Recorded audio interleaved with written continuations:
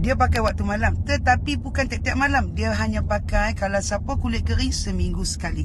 Siapa kulit combination hingga berminyak seminggu 2 ke 3 kali. Jangan tiap-tiap hari, nanti segok sangat bah. So yang ni adalah exfoliating gel. Apa function dia?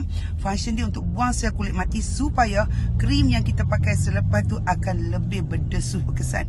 Dan tips of the day, cara nak pakai dia bagi lebih berkesan, pastikan muka you kering. Dan buang dah make up bagi muka kering, lepas tu pakai dia. Dan lagi satu, sebelum pakai dia dan selepas pakai dia, tak payah pakai pencuci muka, tak payah pakai scrub. Pasal apa? Takut nanti rosak skin barrier you. Pasal dia dah buang sel kulit mati. Biar dia buat kerja je hari tu. Yang pastinya nak asas kulit yang cantik tanpa foundation, tanpa bedak, tanpa concealer, mestilah you all kena exfoliate. So yang ni kenapa saya selalu recommend yang ni? Satu, harga mampu milik.